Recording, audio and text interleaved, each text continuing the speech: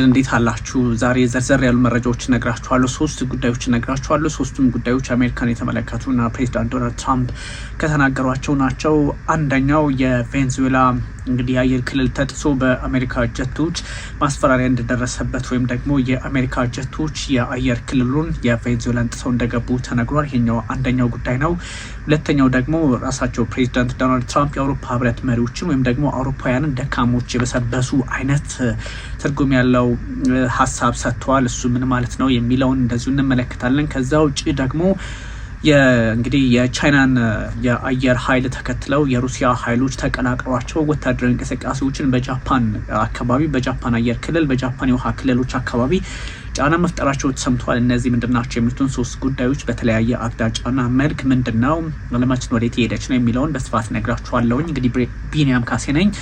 የተለመደ ላይክ፣ ኮሜንት፣ ሰብስክራይብ ማድረጉን ቀጥሉ። ውድ ተመልካቾች እንግዲህ የአሜሪካ ተዋጊ ጀቶቿን በዚህ በቬንዙዌላ አቅራቢያ ወይም ደግሞ በቬንዙዌላ አቅራቢያ በሚገኘው ገልፍ የውሃ አካል ላይ አቅርባለች ወይም ደግሞ ለ30 ደቂቃ ያህል የተለያዩ እንቅስቃሴዎችን አድርገው እንደተመለሱ ነው የተነገረውና ይሄኛው በጣም ትንሽ የቬንዙዌላን ወይም ደግሞ የካራካስን ፖለቲካ ጫና ውስጥ ያስገባው እንደሆነ ተነግሯል። ይሄ ለምን ሆነ፣ በምን አጋጣሚ፣ እንዴትና በምን መንገድ የሚለውን በርካቶች በተለያየ አቅጣጫ የተመለከቱ ነው። ግን አሜሪካ የማይቀር ወታደራዊ እንቅስቃሴ ውስጥ እንደገባች በግልጽ የሚያሳይ ሆኗል። ምክንያቱም የአሜሪካው ፕሬዚዳንት ዶናልድ ትራምፕ ቢቻል እንግዲህ በባህር ላይ ያለውን እንቅስቃሴ ከዚህ ከአደንዛዥ ዕፅ ጋር በተገናኘ ለመቆጣጠር የምንሄድባቸው ርቀቶች ቢቻል የቬንዙዌላ ፕሬዚዳንት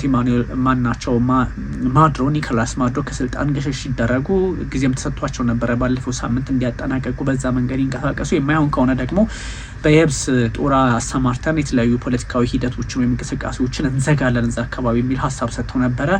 እንግዲህ ፍላይት ራዳር 24 የተሰኘው የአሜሪካ ላይ መሰረቱን ያደረገ በረራዎችን የሚቆጣጠር ይሄ ድረገጽ ነው ያስቀመጠውና ለ30 ደቂቃ ያህል በሰሜናዊ ቬንዙዌላ ባልተለመደ መልኩ እንቅስቃሴ እንዳደረጉ የአሜሪካ ተዋጊ ጀቶች በተለይም FA-18 የሚባሉት ጀቶች እንቅስቃሴ እንዳደረጉ ተናግሯል ወይም ደግሞ ይፋ አድርገዋልና ይህኛው ለማዱሮ መንግስት እጅግ አስቸጋሪ እንደሆነ በግልጽ የሚያሳይ ነው። ስለዚህ የአሜሪካ ጦር ጀቶች FA-18 የሚባሉት ጀቶች ጥሰው ገብተው ወይም ደግሞ በቬንዙዌላ ላይ ጫና መፍጠራቸውን በግልጽ የሚያሳይ ነው። ስለዚህ የቬንዙዌላ ፕሬዚዳንት ኒኮላስ ማዱሮ ጫና ውስጥ እንደገቡ ወይም ደግሞ ስልጣናቸውን መልቀቅ እንዳለባቸው አይነት ትርጉም ያለው ሀሳብ ከግራም ከቀኝም እየወጣ ነው። የአሜሪካ ፖለቲከኞችም ደግሞ በዛ መንገድ ሀሳባቸውን እያስቀመጡ ይገኛልና ይሄ ምንድነው የሚለውን በስፋት ማየትም መዳሰስም ያስፈልጋል። ሰው እንደምታስታውሱት በካሪቢያንና በዚህ በምስራቅ ፓሲፊክ ውቅያኖስ ወይም ደግሞ ሰላማዊ ውቅያኖስ በሚባለው አካባቢ አሜሪካ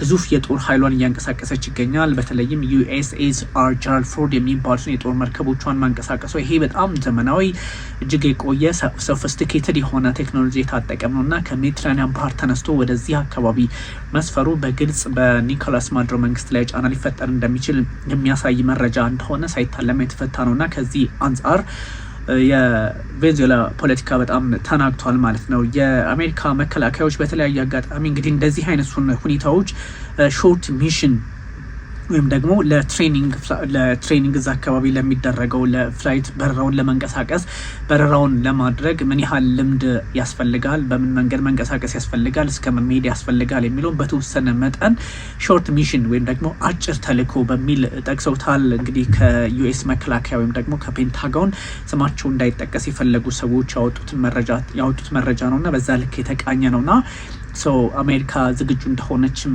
የሚያሳይ ሆኗልና ብዙዎች በተለያየ አቅጣጫ እየተመለከቱት ይገኛል። ይሄ ምን ማለት ነው፣ በምን መንገድስ እንዴት መፍትሄ ሊመጣ ይችላል የሚለው አሳሳቢ ሆኗልና ኒኮላስ ማዱሮ ከፕሬዚዳንት ዶናልድ ትራምፕ ጋር ጫና ተፈጥሮባቸዋል ማለት ነው። እንግዲህ ኒኮላስ ማዱሮና ፕሬዚዳንት ዶናልድ ትራምፕ ከዚህ ቀደምም ትራምፕ በመጀመሪያው ዙር ስልጣን ዘመናቸው ሲከሷቸው ነበረ። ኒኮላስ ማዱሮ ዴሞክራሲያዊ አይደለም፣ ጫና እየፈጠሩ ነው፣ በቬንዙዌላ ላይ በጣም አሉታዊ የሆነ ፕሬሸር በዜጎቹ ላይ በቬንዙዌላ ሰዎች ላይ እየፈጠሩ ነው በሚል የዲሞክራሲያዊ ናቸው በሚል ጫና ሲፈጥሩ ይታወሳል። ከዛ ድጋሚ ወደ ስልጣን ከመጡ በኋላ ፕሬዚዳንት ዶናልድ ትራምፕ አሁን ጭራሽ በጦር ወደ ማስፈራራት ገብተዋልና ይሄ የአሜሪካን ሀያልነት የሚገዳደር በመሆኑ ከዚህ ከአደንዛዥ ዕፅ ጋር በተገናኘ በጣም በርካታ ጥቃቶች ተሰንዝረዋል። 22-23 አካባቢ የሚሆኑ መርከቦች ተመተዋል።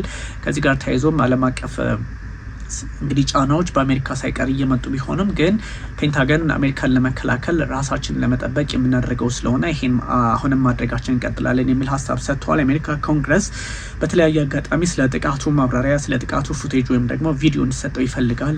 እነዚህ ሁኔታዎች አለመግባባት በአሜሪካ ፖለቲካ ውስጥ ቢኖርም እንኳን ግን የቬንዙዌላ መንግስት ላይ ጫና መፈጠር እንዳለበት የተለያዩ ሀሳቦች የተቀመጡ ነውና እነዚህ ኤፍ-18 ፋይተር ጀቶች በዚህ አካባቢ መንቀሳቀሳቸው በዛ ላይ በሰሜናዊ ቬንዙዌላ ለ30 ደቂቃ ያህል አጭር ሚሽን ወይም ደግሞ ለአጭር ዘመቻ ቆይተው መውጣታቸው የማይቀር አንዳች ነገር እንዳለ ይጠቅማል። እንግዲህ ቀደም ሲል ቢ52 የሚባሉትን በጣም እነዚህ ስትራቶ ፎርትረስ የሚባሉት ወይም ደግሞ ቢ1 ላውንቸር ቦምበር የመሳሰሉትን እዛ አካባቢ ከዚህ ቀደም አሜሪካ እንቀሳቅሳለች ማስፈራው ይታወሳል። ና አሁን ደግሞ በቬንዙዌላ የአየር ክልል ላይ በቬንዙዌላ የውሃ ዳርቻ ላይ ደግሞ እነዚህ ኤፍ-18 ወይም ደግሞ ኤፍ-18 የሚባሉት ተዋጊ ጀቶች መስፈራቸው መንቀሳቀሳቸው ትንሽ ውጥረቱን በዚህ በካሪቢያን ባህርና በምስራቃዊ ፓሲፊክ ውቅያኖስ የተለየ አቅጣጫና መልክ ሊያሰጠው ይችላል። ስጋቱን በቀላሉ የሚታይ አይደለም የሚሉ ሀሳቦች ግራ ቀኝ እየወጡ ይገኛልና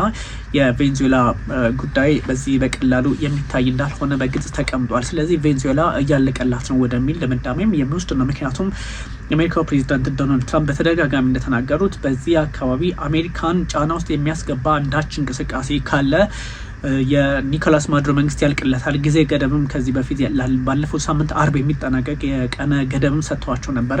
ከዚህ አንጻር ሁሉም ነገር መፍትሄ ይገኛል ወይም ደግሞ እንቋጨዋለን የሚል ሀሳብ ነበር የሰጡት ፕሬዚዳንት ዶናልድ ትራምፕ።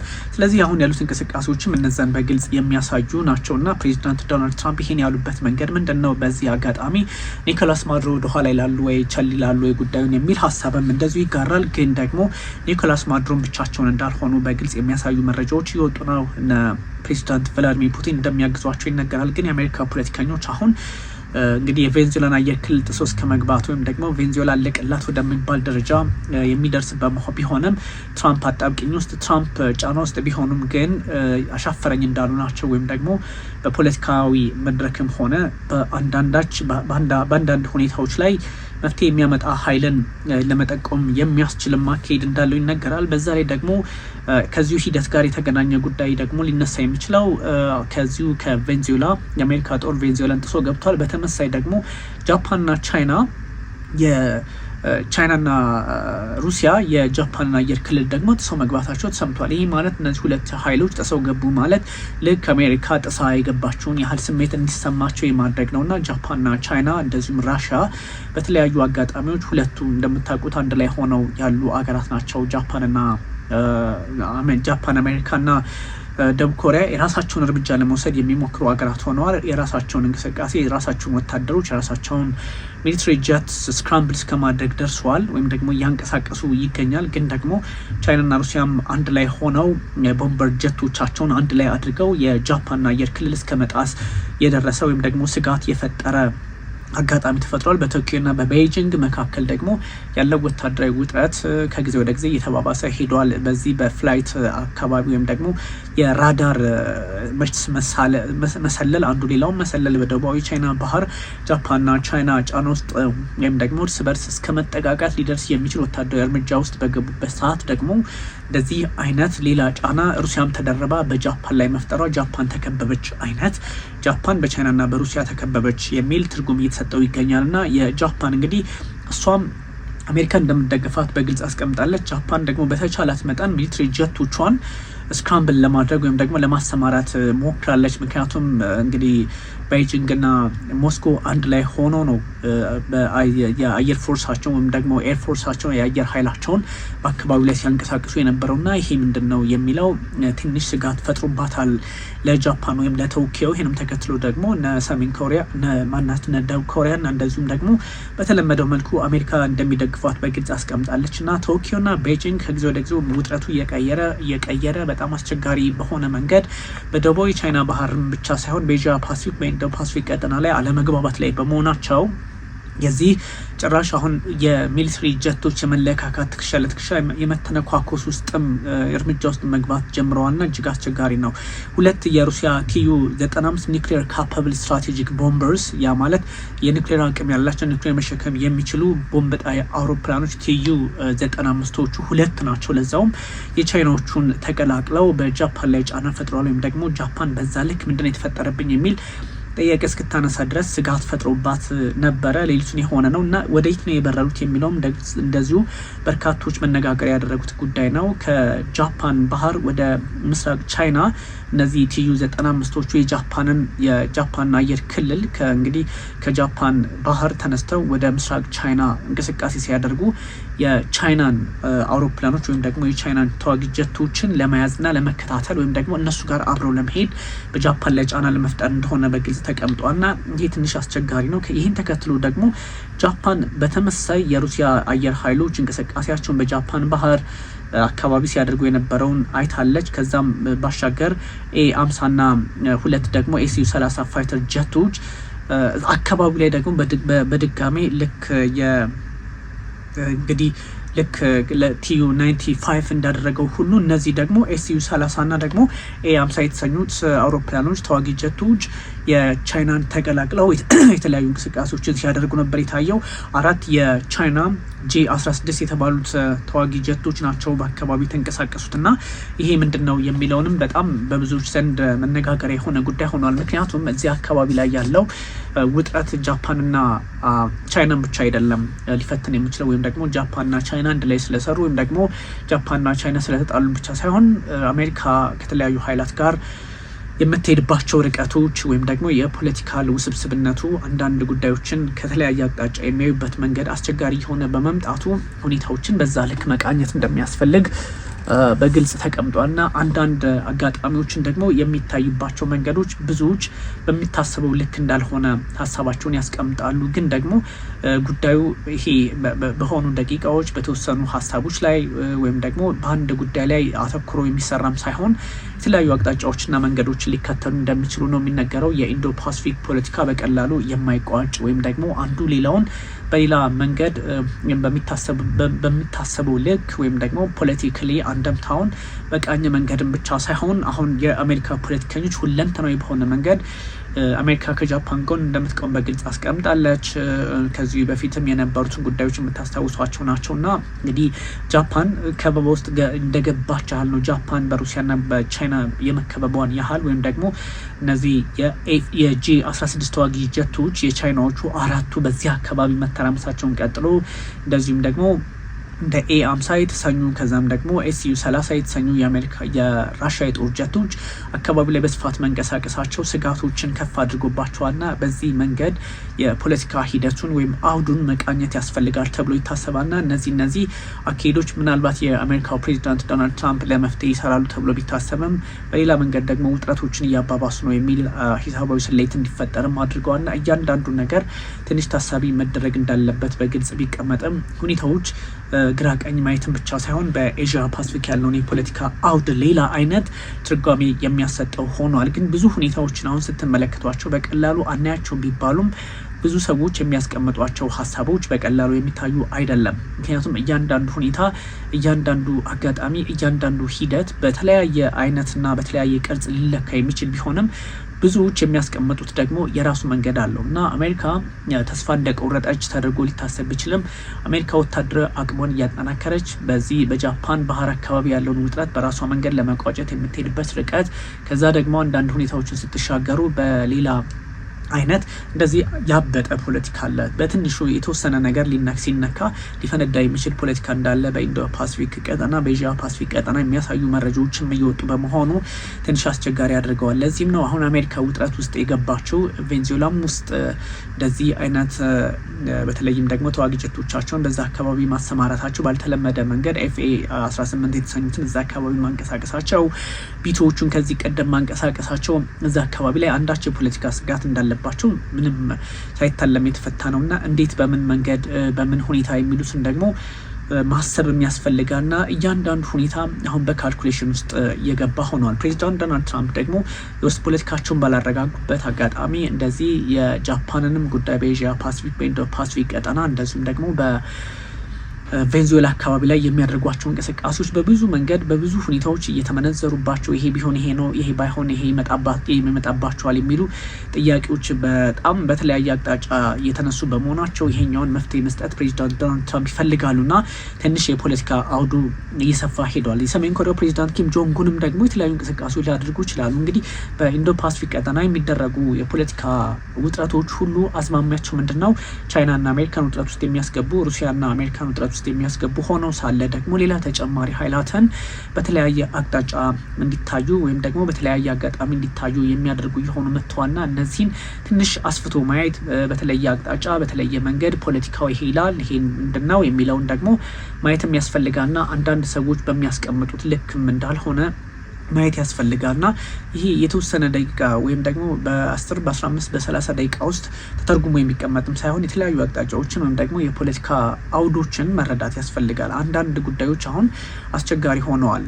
አንድ ሰው ፖለቲካውን በሚያስቀምጥበት ልክ አንዱ የተለየ መንገድ አለው የተለየ አረዳድ አለው የሚባልበትም ደረጃ ላይ አይደለም አሁን ዓለም ያለችው። ማን ነው ምን የሚያደርገ ያለው በምን ሁኔታ በምን አቅጣጫ በምን ስሌት የሚሉትም ደግሞ እንደዚሁ ታሳቢ መደረግ አለባቸውና አንዳንድ ሁኔታዎችን አሁን ቆም ብሎ ማሰብ እንደሚያስፈልግ በግልጽ ተቀምጧልና ትንሽ አስቸጋሪ የፖለቲካ አውዶች አሉ። ምናልባት እንግዲህ ማወቅ ያለብን አንዳንድ ጉዳዮች አሉ። ፕሬዚዳንት ዶናልድ ትራምፕ አሁን የሩሲያና ዩክሬን ጦርነት ለመቋጨት ርቀታቸውን በጣም እየለጠጡት ነው የሄዱት። የአሜሪካው ፕሬዚዳንት ዶናልድ ትራምፕ እንግዲህ ከሩሲያው ፕሬዚዳንት ቭላዲሚር ፑቲን ጋር እጅና ጓንት ሆነው ከእሳቸው ጋር እየሰሩ ነው ወይም ደግሞ የእሳቸው አጋር ሆነዋል እየተባሉ ቢታሙም ለፕሬዚዳንት ቮሎዲሚር ዜሌንስኪ ቀደም ሲል እንደነገርኳችሁ ፖለቲካው ስለሚያያዝ ነው። ከቬንዙዌላ ተነስተን ከዛ የጃፓን ከዛ ደግሞ ራሳቸው ትራምፕ ያመጡት ስለሆነ ቮሎዲሚር ዜሌንስኪ ምርጫ ማድረግ አለባቸው። ሂመስት ድደስ ነው ያሉት። በግዴታ ማድረግ አለባቸው።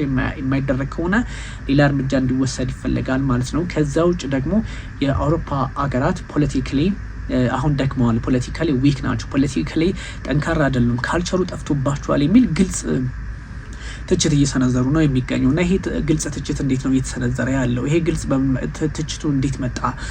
በምን ሁኔታ? ለምንድን ነው እንደዚህ ያሉት ፕሬዚዳንት ዶናልድ ትራምፕ የሚሉ ሀሳቦች ሊነሱ ይችላሉ። ምክንያቱም ፕሬዚዳንት ዶናልድ ትራምፕ የተለያዩ አውዶችን ግራ ቀኝ ተመልክተው ለመፍትሄ የሚሆኑትን ሀሳቦች የሚያስቀምጡባቸው መንገዶች አሁን ስጋትም ሊጭሩ የሚችሉ ሆነዋል በፕሬዚዳንት ዶናልድ ትራምፕ በኩል የሚወጡ መረጃዎች። ምክንያቱም አንዳንድ ጉዳዮችን ዝም ብላችሁ ስትመለከቷቸው በቀላሉ የሚታዩ እንዳልሆኑ የሚያሳዩ ናቸውና እንግዲህ ደካሞች ናቸው የአውሮፓ ሀገራት ወይም ደግሞ የአውሮፓ ህብረትን በተለይ ኡርሱላ ቮን ደር ላየን በዚህ ልክ ሲናገሩ ምን ማለት ነው?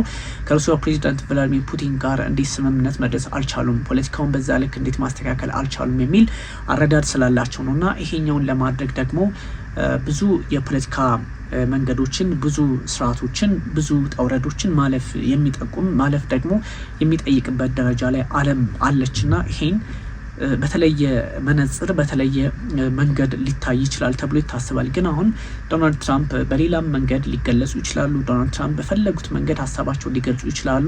ደካሞች ናቸው አውሮፓን መናገራቸው ወይም ደግሞ ቀነ ገደብ መስጠታቸው ለቮሎዲሚር ዜሌንስኪ ከሩሲያ ጋር ግንኙነታቸውን እንዲያስተካክሉ ወይም ደግሞ እርቅ እንዲፈጥሩ ቀነ ገደብ መስጠታቸው ፕሬዚዳንት ዶናልድ ትራምፕ እቅጩን ማስቀመጣቸው ምናልባት ትንሽ የአውሮፓ ህብረት ሀገራት ምዕራቡ እንደው እየተዳከመ ሌላ አይነት የፖለቲካ መንፈስ ውስጥ እየገባ ወይም ደግሞ አውድ ውስጥ እየገባ እንደሆነ ለመገመት እድል ይሰጣልና አንዳንድ ሰዎች በሚያስቀምጡት ልክም ብቻ ሳይሆን አንዳንድ ሰዎች ይሄ በዚህ ልክ መቀመጥ አለበት፣ ይሄኛው ይሄ ልክ አይደለም፣ ይሄኛው እንደዚህ ነው ብለው በሚናገሩት ልክ ሳይሆን ፕሬዚዳንት ዶናልድ ትራምፕ የቀነ ገደብ ቆጠራ ወይም ደግሞ የጊዜ ቆጠራ ውስጥ መሆናቸው ትንሽ የአለመግባባት ፖለቲካውን ሊያራዝሙ ይችላል የሚል ስጋት ያለባቸው በጣም እጅግ የተበራከቱ ሰዎችን እየተመለከትን ነውና ምን ማለት ነው የሚለውን በቀላሉ ማየትም እንደዚሁ የሚቻል አይደለምና ብዙ ሂደቶች ብዙ አውዶች በቀላሉ ሊታዩ አይችሉም። ግን ፕሬዚዳንት ዶናልድ ትራምፕ ደግሞ አንዳንድ ጉዳዮች ላይ ሁኔታዎችን ለማየት ይሞክራሉ።